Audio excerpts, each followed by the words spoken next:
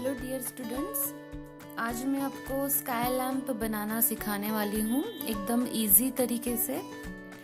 सबसे पहले एक आपको पेपर लेना है, प्लेन वाइट पेपर। आप वो किसी भी साइज का हो सकता है। नॉर्मली मैं आपको जो जेरोक्स का पेपर होता है लीगल साइज का, वो पेपर पे मैं आपको आज सिखा रही हूँ। आपको जितना बड़ा स्काई लैम्प करना होगा, आकाश कंदील, उस हिसाब से आप कर सकते हो। ये मैंने जो पेपर लिया है उसका साइज है 13, इस तरीके से 13 इंच है एंड इस तरीके से 8.5 इंच है। ठीक है। आप अगर आपके पास पेपर नहीं होगा इस तरह से लीगल शीट, तो आप आपके ड्राइंग बुक का जो पेपर है, जो सेंटर से यहाँ से आप टेयर कर सकते हैं, जहाँ पे ये सेंटर का है ना, वहां से आप क्या कर सकते हैं, ये पूरा पेपर ये निकाल के फाड़ के यूज कर सकते हैं। ठीक है। तो उसको थोड़ा स्टिफनेस भी आएगा। तो अभी तो मैं आपको इस पेपर पे सिखा रही हूँ। अब इसके मेजरमेंट समझ लीजिए। मेजरमेंट इस तरह से लेना है। इतना हार्ड एंड फास्ट इसका मेजरमेंट भी नहीं है, बस जो भी लेंगे वो दोनों साइड से इक्वल आना चाहिए, इतना ध्यान रहे। सबसे पहले मैंने एक साइड में कागज का जो कोना है वहां पे स्केल इस तरह से पकड़ लिया है एंड उस स्केल को पकड़ के मैंने क्या किया है, यहाँ से एक लाइन ड्रॉ किया है। मतलब स्केल जितना मार्जिन मैंने इस साइड में छोड़ दिया है।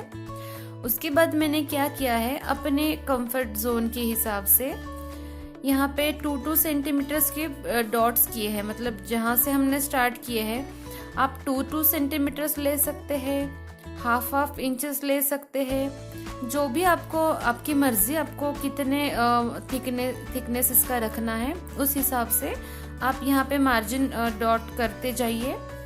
मार्किंग यहाँ से जैसे कर रहे हैं उसी तरह से ऊपर से भी मार्किंग होनी चाहिए। दोनों साइड की डॉट्स यहाँ पे होने के बाद आप सामने सामने क्या कर सकते हैं, वो डॉट्स ज्वाइन कर लेना है आपको। आप स्केच पेन से करें या पेंसिल से करें, आपकी मर्जी।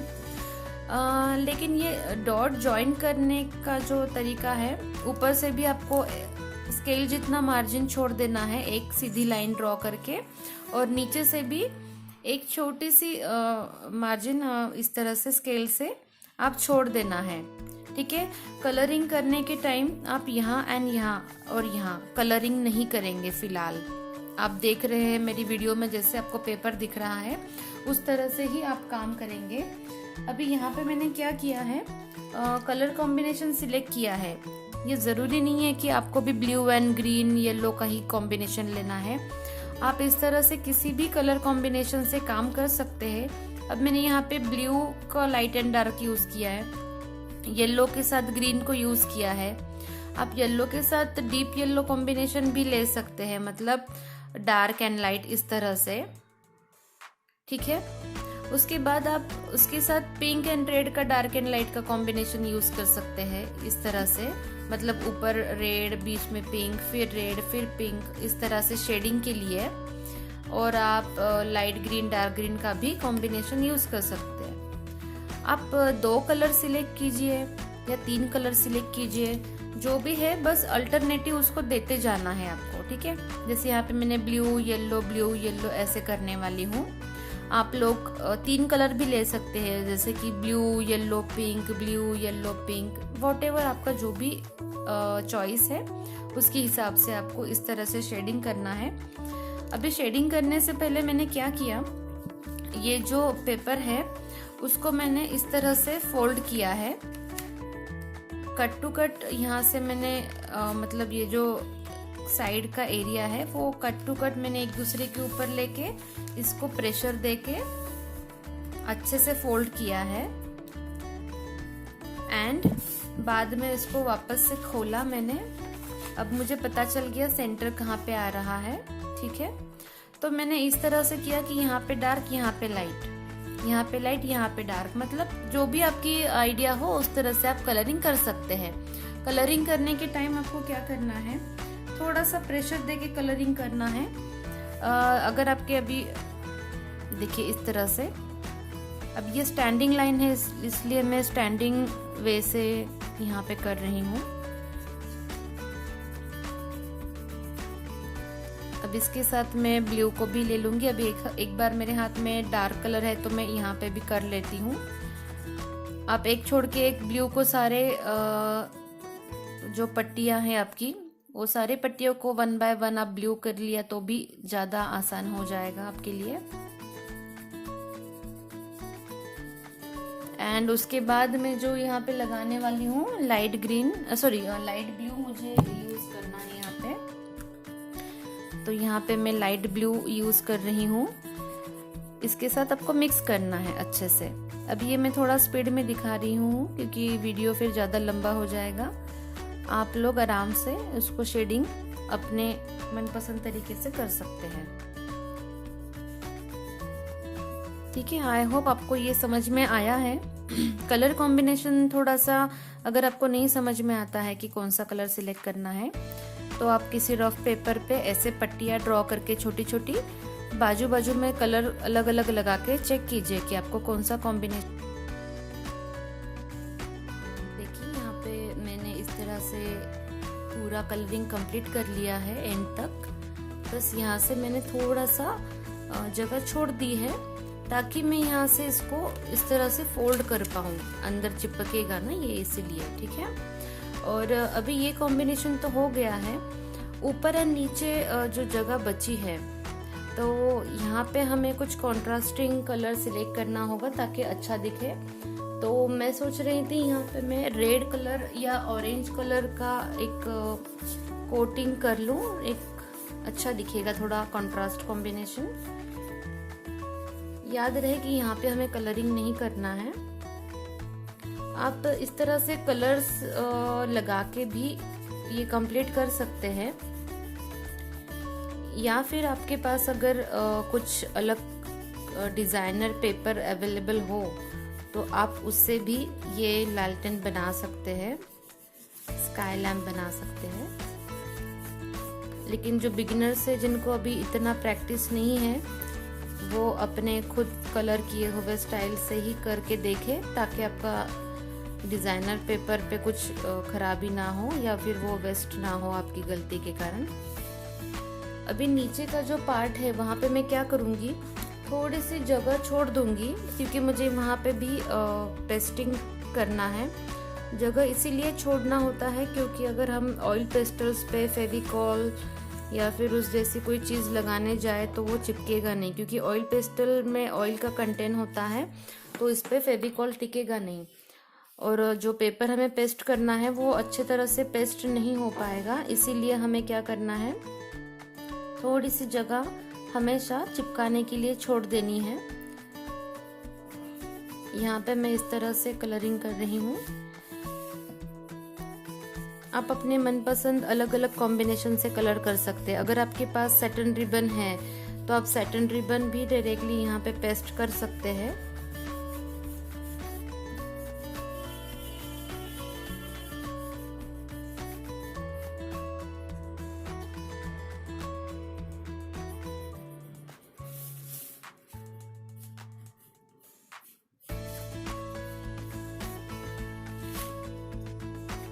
मैं थोड़ा स्पीड में कर रही हूँ, आप आराम से फिनिशिंग के साथ कलरिंग कीजिएगा। मैं बस आपको प्रोसेस समझाने के लिए ये स्पीड में कवर अप कर रही हूँ ताकि वीडियो लंबा ना बने ज़्यादा। ठीक है, अभी देखिए ये अपना सब कलरिंग हो गया है। तो हम क्या करेंगे, अभी इसको इस तरह से फोल्ड करेंगे जैसे पहले हमने फोल्ड किया था, कट टू कट यहाँ पे लगा के नाप। ठीक है ना, ये पेपर को कट टू कट। और क्या करेंगे, सीजर के साथ, अगर आप छोटे हो थोड़े, आपको सीजर की हैंडलिंग इतना प्रॉपरली नहीं आती हो तो आप क्या कीजिएगा, आप किसी बड़ों की हेल्प ले लीजिए। आपके बड़े घर पे जो है तो वो आपकी हेल्प कर देंगे। ये जो 2 पार्टीशन के बीच में बराबर हमें यहाँ से लेके यहाँ तक ही कट लगाना है बराबर। इसके आगे हमें कटिंग बिल्कुल भी नहीं करना है। याद रहे, अगर छोटी सीजर आप लो, देखो यहाँ पे छोटी सीजर से कट करने की कोशिश की थी तो थोड़ा टेढ़ा मेढ़ा हो गया था। बड़ी सीजर से कट करेंगे तो बड़ा सीजर अच्छे से अंदर तक लेके जाए और एक ही बार में आप इसको काटने की कोशिश कीजिएगा ध्यान से, क्योंकि क्या होता है, बहुत अगर ज़्यादा बार हम इस तरह से करेंगे तो हो सकता है इस तरह से कटिंग हो आपकी जो फिनिशिंग में ना हो। ये सिंगल लाइन ऐसे फिनिशिंग में कट होना चाहिए।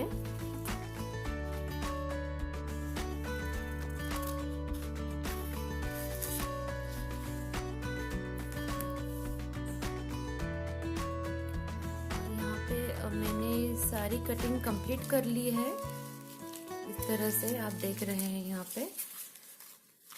अब मैंने क्या किया, मेरे पास ऑलरेडी एक येलो कलर का पेपर था, टिश्यू पेपर जैसे डिजाइनर पेपर जो आते हैं ना। उसके बाद आपको मैं दिखा दूं और भी अलग अलग पेपर्स होते हैं, जैसे कि ये है या फिर ये पेपर है ना। इस तरह के पेपर मार्केट में ऑलरेडी अवेलेबल होते हैं काफी, तो आप जैसे आपको पसंद है आप ले ले। अभी मेरे पास येलो था तो इस येलो कॉम्बिनेशन के साथ ये अच्छा लगा मुझे, तो मैंने क्या किया है यहाँ पे इसको फोल्ड कर लिया प्रॉपर। अभी जितनी जगह पेस्टिंग के लिए चाहिए मैंने उतनी छोड़ दी और फोल्ड करके उसको एक साथ ही कट लगाया है। और अब मैं इसको ओपन करूंगी। आपको एक साथ फोल्ड करके कट नहीं आता है तो आप अलग अपने तरीके से भी सिंगल सिंगल कट कर सकते हैं। देखिए ये इस तरह से हो गया है। अब ये मैंने इसके नाप का बराबर लेके मेजरमेंट फिर कट किया है, ठीक है। सबसे पहले मैं क्या करूंगी, इसको मैं गोल करके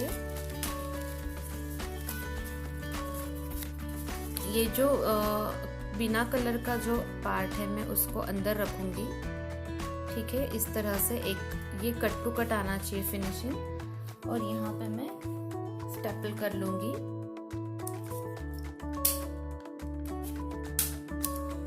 यहाँ पे स्टेपल होने के बाद यहाँ पे भी इस तरह से आप पकड़ेंगे और स्टेपल करेंगे।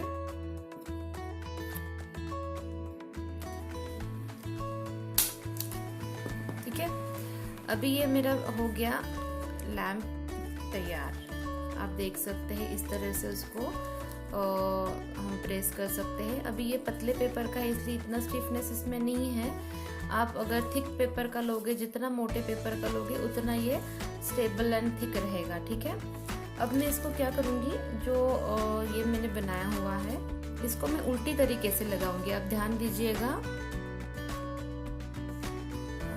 आपके पास इस तरह से पेपर नहीं होगा तो आप अपने जैसे हमने ये वाला कलरिंग किया है आप वैसे भी अलग पेपर पे कलरिंग करके इस तरह से काट के आप लगा सकते हो।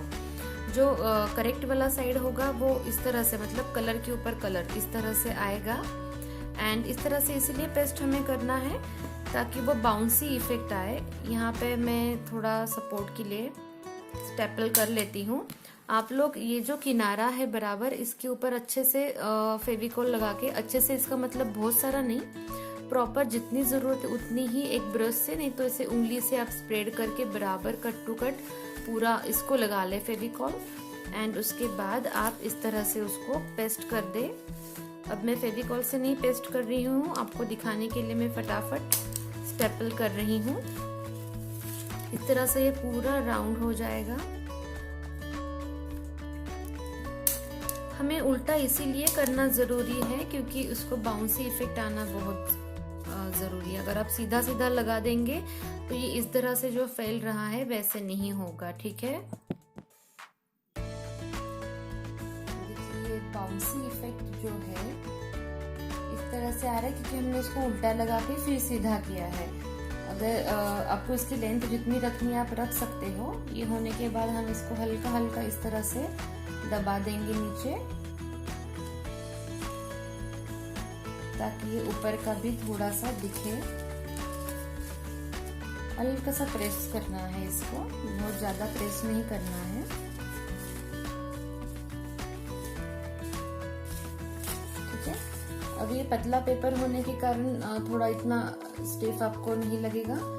आपकी पसंदीदा पेपर आप लेके देखिए यहाँ पे कट करना इस तरह से।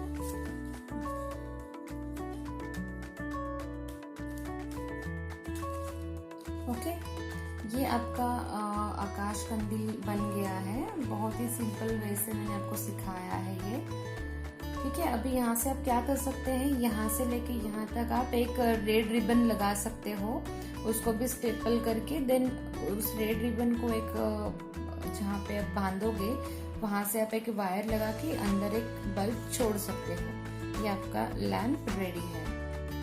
आई होप आपको पसंद आया।